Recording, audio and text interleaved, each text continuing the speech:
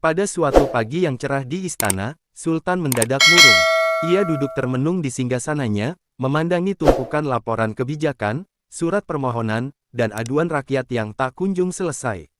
Negeri ini penuh orang pintar, gumamnya, tapi semakin banyak masalah. Seorang penasihat istana mencoba menghiburnya, barangkali Baginda hanya perlu bersantai sejenak. Tapi Sultan menggeleng. Bukan itu. Aku merasa semua kebijakan dibuat oleh orang yang mengaku pintar, tapi hasilnya justru membingungkan. Mungkin, yang kita butuhkan adalah pandangan orang bodoh. Penasihat tertegun. Maksud Baginda? Ya, kata Sultan mantap.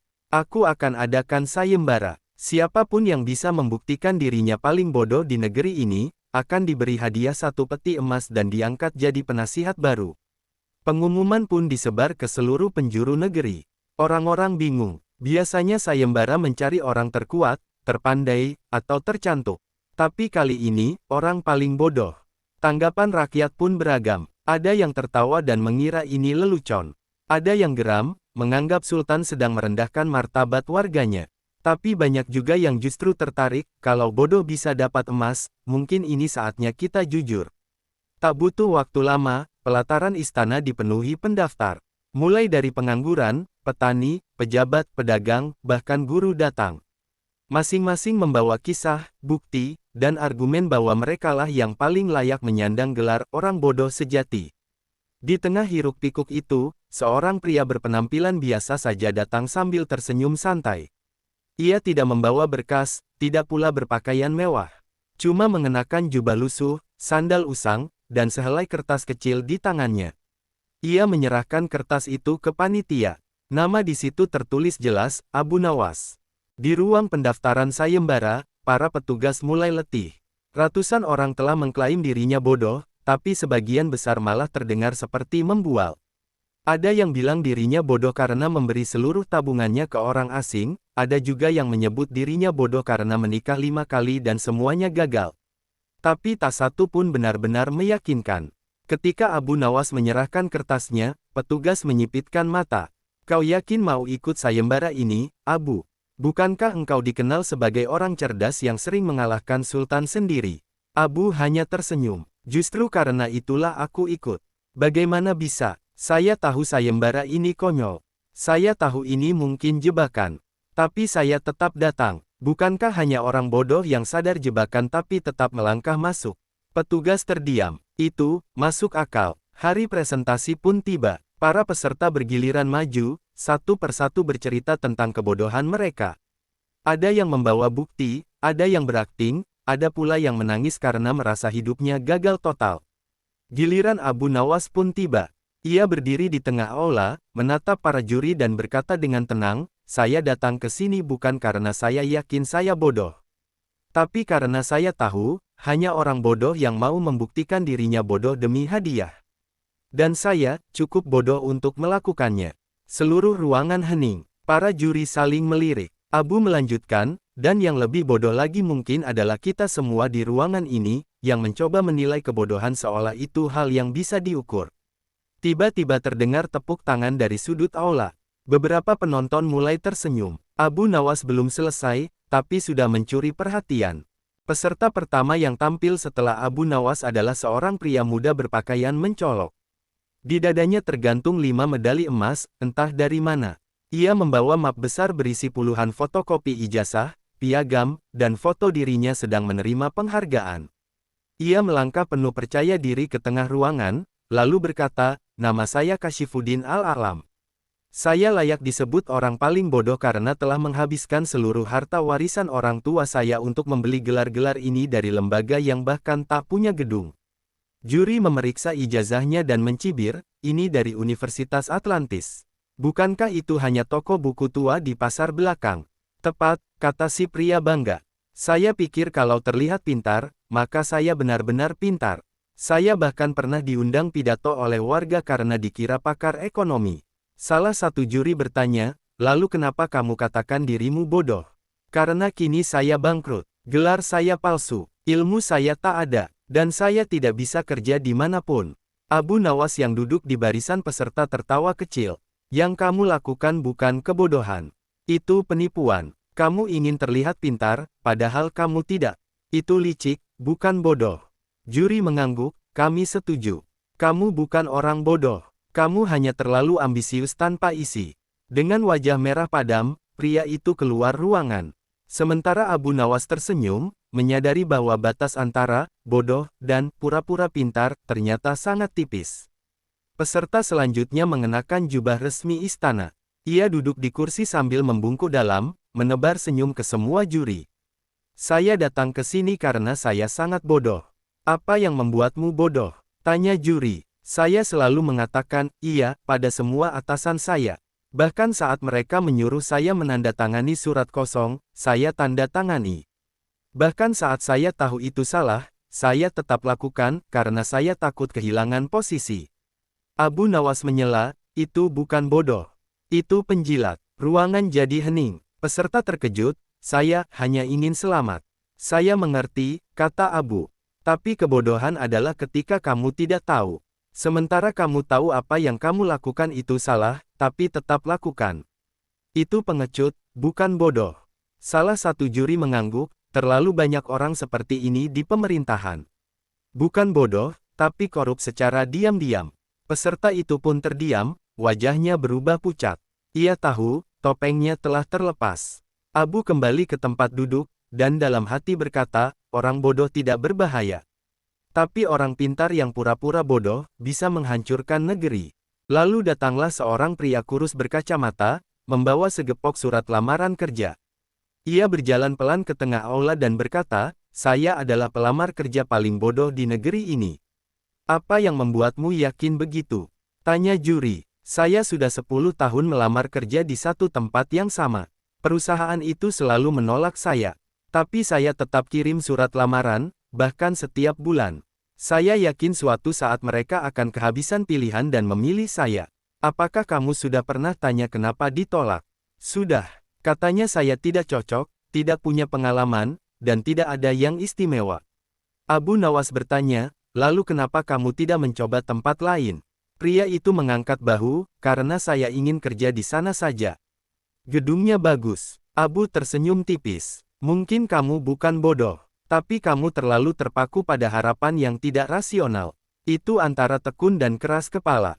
Salah satu juri berkata, tapi bukankah kegigihan itu penting? Ya, kata Abu, tapi hanya bila dibarengi dengan arah yang benar. Kalau kamu berlari sekuat tenaga ke arah jurang, itu bukan kegigihan, itu kebodohan. Semua terdiam. Si pelamar pun mengangguk, lalu berkata lirih, mungkin saya memang bodoh. Tapi setidaknya saya jujur tentangnya. Abu memandangnya dalam diam. Mungkin, ini pertama kalinya kebodohan terlihat tulus. Peserta berikutnya adalah pemuda tampan dengan rambut klimis dan wajah percaya diri.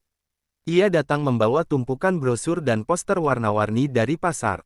Saat ditanya namanya, ia menjawab, saya Dipta, penghafal iklan profesional. Juri mengangkat alis. Apa maksudmu penghafal iklan? Saya bisa menghafal semua slogan, promo, dan jingle dari toko-toko di seluruh kota. Mau bukti? Tanpa diminta, Dipta langsung berdiri tegak dan mulai melantunkan sederet iklan, dari diskon minyak goreng, cicilan motor, hingga sabun pemutih wajah. Ia tirukan suara-suara radio, gaya presenter TV, bahkan nada-nada musiknya. Ruangan seketika ramai. Beberapa penonton tertawa geli, sebagian lagi saling bertanya, untuk apa dia hafal semua itu? Juri bertanya, kenapa kamu lakukan ini? Dipta menjawab dengan bangga, agar ibu saya bangga. Ia selalu bilang, kalau kamu tidak bisa pintar, setidaknya hafal sesuatu. Maka saya hafalkan semua iklan. Sekarang saya hafal lebih dari 500 iklan. Abu Nawas tertawa kecil. Dan apa manfaatnya? Pemuda itu terdiam sejenak. Belum ada, tapi siapa tahu suatu hari berguna. Abu menanggapi, bukan kamu yang bodoh, tapi dunia yang membuatmu percaya bahwa segala sesuatu bisa dianggap prestasi, asal bisa ditampilkan. Kamu korban budaya pamer. Para juri mengangguk. Juri tertua menambahkan, kita hidup di zaman di mana orang lebih suka terlihat tahu, daripada benar-benar tahu. Dipta perlahan menunduk. Ia datang dengan bangga, tapi pulang dengan renungan.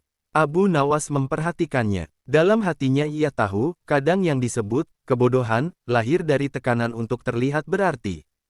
Peserta berikutnya datang dari desa terpencil di pegunungan.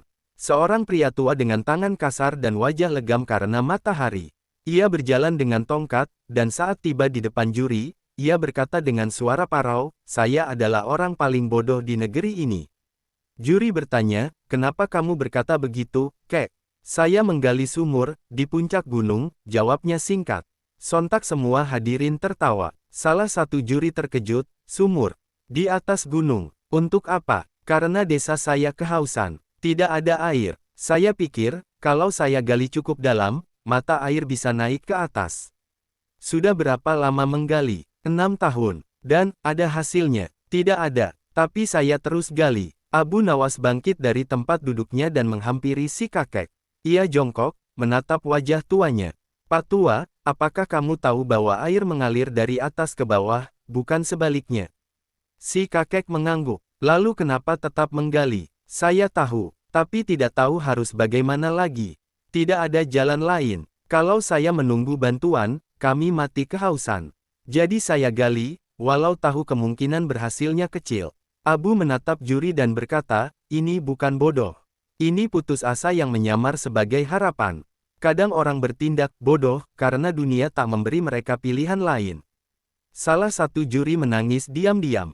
Ia merasa tertampar oleh kenyataan itu. Abu menepuk bahu si kakek. "Engkau tidak bodoh, Kek. Engkau pahlawan yang tak dihargai." Tiba giliran Abu Nawas kembali ke panggung. Juri memintanya menjelaskan, apa pengalaman paling bodoh yang pernah ia lakukan. Abu tersenyum. "Saya pernah tersesat dalam hidup, tak tahu arah tujuan. Maka saya mencari nasihat." "Lalu apa yang terjadi?" tanya juri. "Saya bertanya pada orang yang bahkan bingung membedakan utara dan selatan. Ia memakai baju terbalik, berbicara soal langit jatuh, dan tidak tahu siapa sultan. Tapi saya pikir, bisa jadi ia bijak. Lalu kamu ikuti sarannya?" "Iya." Ia bilang, "Pergilah ke barat, terus berjalan sampai kamu menemukan dirimu sendiri." Maka saya jalan. 3 tahun. Semua terpana. 3 tahun. Ya, dan saat kembali, saya tahu, saya telah dibodohi." Juri tertawa. "Kenapa kamu percaya orang itu?" "Karena saya terlalu percaya bahwa kebijaksanaan bisa datang dari siapa saja. Saya ingin jadi rendah hati, tapi malah jadi terlalu mudah percaya.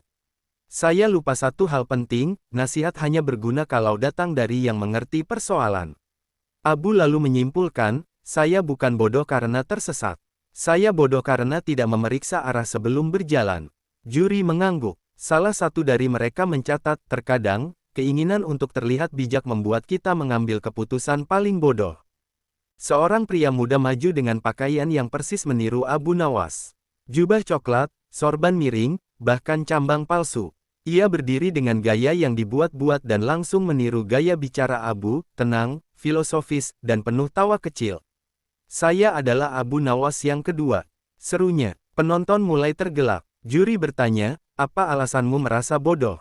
"Karena saya telah meniru Abu Nawas sepenuhnya, tapi hasilnya tetap tidak dihormati. Saya pikir, kalau saya tiru dia, saya akan disukai Sultan juga." Salah satu juri mencibir, "Apakah kamu tahu apa yang membuat Abu Nawas disukai Sultan?" "Gaya bicaranya, cara duduknya, bajunya, dan..." Abu Nawas berdiri dan menghampirinya. "Bukan itu yang membuatku disukai. Aku disukai karena aku berpikir sendiri, bukan karena aku meniru orang lain." Pria itu menunduk. "Tapi saya tidak tahu bagaimana caranya berpikir sendiri." "Itulah awal dari kebijaksanaan," ujar Abu. "Jadi, saya bodoh. Kamu tersesat. Dan setiap orang pernah tersesat. Tapi bila kamu terus meniru tanpa memahami, maka itu bukan sekadar bodoh, itu menghapus jati dirimu." Pria itu pun melepas sorban dan cambangnya. Ia sadar, menjadi diri sendiri jauh lebih sulit, tapi juga lebih jujur. Peserta ke-10 datang membawa sebuah buku tebal. Di sampulnya tertulis, "Rekaman Hari-hari Hujan Negeri Seribu Payung, tahun-tahun 1331 sampai tahun 1351. Juri menatap bingung. "Apa ini?" "Saya hafal semua hari hujan selama 2 dekade itu," jawab pria itu bangga. Senin, 3 Safar tahun 1332 hujan deras. Kamis, 12 Rabiul Awal 1335, hujan gerimis. Jumat, 20 Ramadan 1340, hujan badai. Abu Nawas bertanya, untuk apa kamu hafal semua itu? Siapa tahu berguna. Sudah berapa lama kamu menghafalnya? 12 tahun. Dan sudah berguna? Belum. Tapi mungkin suatu saat akan. Abu tersenyum. Boleh aku tanya satu hal? Kamu tahu hari apa besok?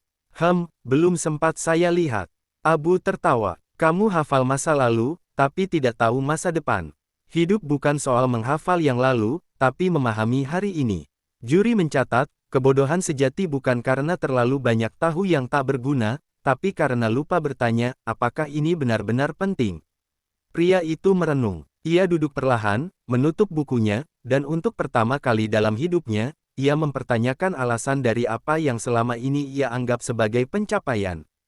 Seorang lelaki parubaya datang membawa karung kecil yang berisi batu-batu warna-warni. Ia menghamparkannya di meja juri dengan bangga.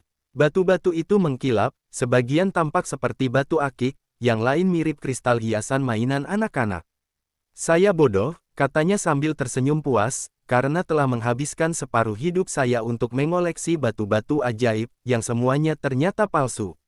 Juri penasaran, apa maksudmu dengan batu ajaib? Saya percaya tiap batu punya kekuatan. Batu merah ini katanya bisa mendatangkan kekayaan. Yang hijau, membuat saya tampak muda. Yang biru, konon bikin saya tak terlihat oleh roh jahat. Jadi saya beli semua, satu persatu. Abu Nawas bertanya, dan kamu tahu sekarang semuanya palsu? Iya, seorang anak kecil menertawakan saya saat saya pamerkan koleksi ini. Ia bilang, itu batu mainan yang dijual 5 koin satu kantong di pasar malam. Lalu kenapa masih kamu bawa ke sini? Saya harap, kalau saya tunjukkan semuanya, ada satu yang ternyata asli. Atau, mungkin, Sultan mau memberinya kekuatan dengan percaya. Abu tertawa kecil. Itulah kebodohan yang paling umum. Kita tahu sesuatu tak berguna, tapi tetap berharap dunia akan mengubah kenyataan karena keinginan kita. Juri mencatat, kebodohan adalah terus berharap tanpa dasar, dan menyangka kepercayaan bisa menggantikan kenyataan. Lelaki itu tersenyum, meski matanya mulai sayu. Ia sadar, selama ini ia bukan sekadar bodoh, ia telah hidup dalam harapan yang dibungkus oleh penipuan pasar dan mimpi semu. Hari berikutnya, aula istana mendadak riuh saat Abu Nawas masuk kembali, kali ini dengan penampilan berbeda. Ia mengenakan jubah warna-warni mencolok, membawa lonceng di pinggang, dan tertawa keras setiap beberapa langkah. Hei hei hei, aku Abu Nawas si tukang ketawa. Orang paling bodoh di seluruh kota. Teriaknya sambil membungkuk dan mengangguk berlebihan ke para juri. Beberapa peserta mengerutkan dahi. Para juri saling pandang. Apa yang sedang kamu lakukan, Abu? Saya telah memikirkan semuanya, katanya sambil tertawa. Orang pintar sering murung. Orang bijak sering sepi. Tapi saya memilih bahagia.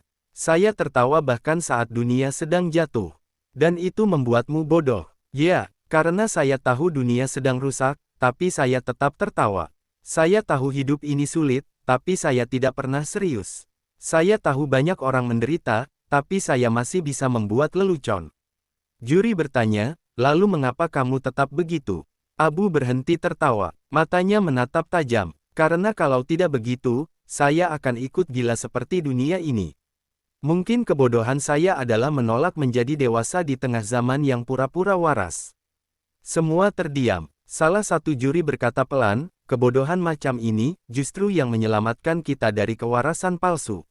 Abu tersenyum. Ia tahu, kadang pura-pura bodoh adalah satu-satunya cara bertahan dari dunia yang terlalu serius. Seorang pemuda datang membawa gerobak penuh payung. Ia mendorongnya pelan-pelan ke tengah aula, lalu berdiri tegak di depan juri. Saya adalah orang paling bodoh, katanya. Karena saya berjualan payung, di musim kemarau. Para juri tampak heran. Kenapa kamu lakukan itu? Saya beli ratusan payung grosir saat musim hujan. Tapi sebelum sempat saya jual, musim berganti. Harganya anjlok. Saya panik. Maka saya putuskan menjualnya sekarang, di tengah panas terik. Salah satu juri berkata, kamu sadar tidak ada yang butuh payung untuk hujan saat ini? Tahu. Tapi saya pikir, siapa tahu ada yang mau pakai untuk gaya-gayaan. Atau takut panas. Abu Nawas tersenyum. Jadi kamu tetap berusaha menjual sesuatu yang jelas-jelas tidak dibutuhkan. Daripada rugi total, saya pikir, lebih baik kelihatan bodoh daripada menyerah. Abu mengangguk, lalu berkata kepada juri, mungkin dia bukan bodoh. Dia hanya terjebak oleh keputusan masa lalu, dan sekarang terpaksa melanjutkannya karena malu untuk mengaku salah. Salah satu juri mencatat, kadang kebodohan bukan soal logika, tapi soal gengsi yang tak mau mengaku gagal. Pemuda itu diam. Ia menatap gerobaknya sendiri, lalu berkata, mungkin saya memang bodoh. Tapi saya belajar, kalau tak semua kerugian bisa ditutupi dengan semangat. Saat hari ketiga sayembara berakhir, para juri semakin bingung. Setiap peserta membawa warna yang berbeda. Ada yang tampak bodoh, tapi ternyata cerdas. Ada yang tampak cerdas, tapi ternyata hanya sedang tersesat. Abu Nawas kembali maju ke depan. Kali ini ia tidak membawa properti, tidak memakai kostum. Ia hanya berdiri tenang dan berkata, izinkan saya mengajukan satu pertanyaan terakhir sebelum sayembara ini ditutup. Para juri mengangguk. Siapa menurut kalian orang paling bodoh di ruangan ini? Tanyanya. Ruangan hening. Tidak ada yang berani menjawab. Abu melanjutkan, apakah yang mengaku-ngaku bodoh hanya demi hadiah? Atau yang menciptakan sayembara ini demi mencari kebenaran dari kebodohan? Ia menatap langsung ke arah Sultan. Sultan yang sejak tadi diam, perlahan tersenyum. Apa maksudmu, Abu? Baginda, saya bertanya sungguh-sungguh. Apakah orang paling bodoh itu adalah yang mencoba menilai kebodohan, padahal kebodohan tidak bisa diukur, tidak bisa dibuktikan, hanya bisa dirasakan dan dipahami dalam konteks. Sultan tertawa kecil. Kamu ingin mengatakan bahwa saya yang paling bodoh. Abu tersenyum tenang. Saya hanya ingin mengingatkan bahwa kadang, kita semua bodoh, kalau berpikir bisa membedakan antara yang benar-benar bodoh dan yang hanya terlihat bodoh. Ruangan kembali hening. Tapi kali ini, keheningan yang penuh perenungan. Akhirnya, setelah semua peserta tampil, para juri berkumpul dan membuat keputusan. Mereka berdebat panjang. Tiap peserta punya alasannya sendiri. Tapi ada satu yang tak bisa mereka sangkal, Abu Nawas berhasil membuat semua orang memikirkan ulang arti kebodohan. Sultan pun berdiri dan mengumumkan, Abu Nawas, engkau pemenangnya. Abu maju perlahan. Tapi sebelum menerima hadiah, ia berkata, maaf, Baginda. Saya tidak bisa menerimanya. Sultan terkejut. Kenapa? Karena tujuan saya bukan untuk menang, tapi untuk menunjukkan bahwa kebodohan bukan milik satu orang. Itu bisa jadi milik kita semua. Bahkan terkadang, orang yang dianggap bodoh, justru sedang menertawakan kebodohan kita. Sultan tertawa lebar. Seperti biasa, Abu, kau membuatku bingung, lalu tercerahkan. Abu membungkuk hormat. Saya hanya membuktikan satu hal, Baginda, bahwa batas antara pintar dan bodoh sangat tipis. Dan siapapun yang merasa dirinya paling pintar, mungkin justru sedang menjadi yang paling bodoh. Semua orang di ruangan tertawa dan bertepuk tangan. Abu Nawas pulang dengan tangan kosong, tapi hatinya penuh. Ia tahu, kemenangan sejati bukanlah emas di peti, tapi senyum kecil orang-orang yang mulai berpikir lebih dalam tentang hidup.